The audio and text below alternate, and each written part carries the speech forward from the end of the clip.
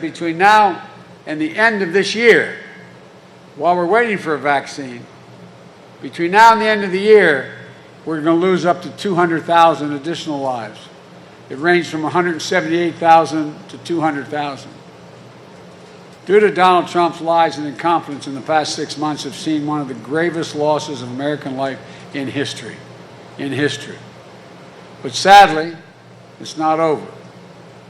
As awful as the past 180 days have been, the next 90 days could be twice as bad. Just pause and think about it.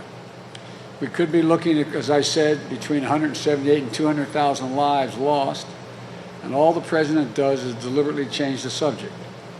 Publicly, he told us that it was just like the flu, and it would disappear. So we shut down the country and spent $1 trillion and made everyone wear masks and huddle at home. We didn't allow people into hospitals or nursing homes to see their loved ones die, all because the coronavirus was so scary and so dangerous. And it is dangerous, and it can be scary. More than 200,000 people have died. But that doesn't mean that everyone is at risk.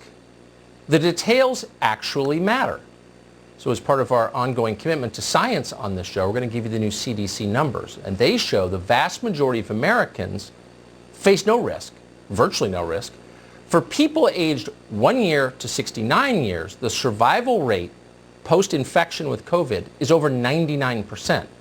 For young people under the age of 20, which is most college students who are being thrown out of school for congregating outside, the survival rate, and this is from the CDC, is 99.997%. Why are we doing this again, particularly on college campuses?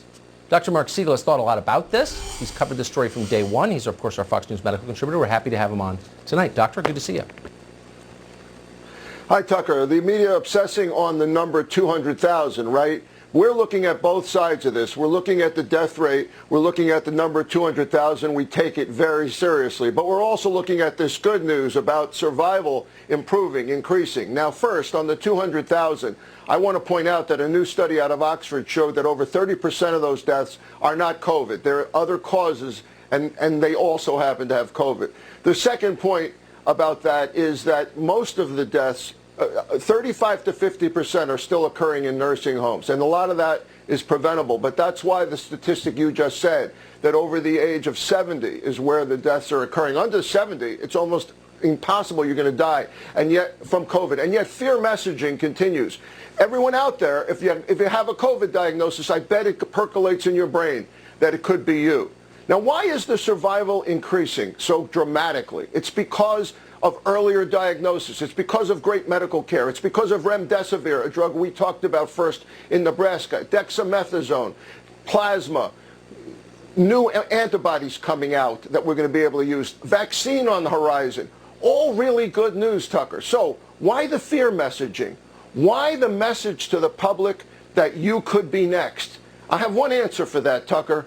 It's because it's an election year and because an election is coming up. And that's not fair to the American public. So tonight I want to say once again, the science has to triumph over the politics, Tucker. So the American population voted Trump into office in 2016, and this is our long-awaited punishment. It's one of the worst things our country's ever done, I would say. If you look at the effects on children, and if you have kids, you know, shocking what we're doing to them. It really is. Dr. Siegel, thank you. Tucker, if you have bacterial pneumonia, there's a 14% chance you're going to die. If you have Ebola, it's 50%. Here, if you're under 70, it's almost zero. They're really showing themselves to do really well. Come on, man.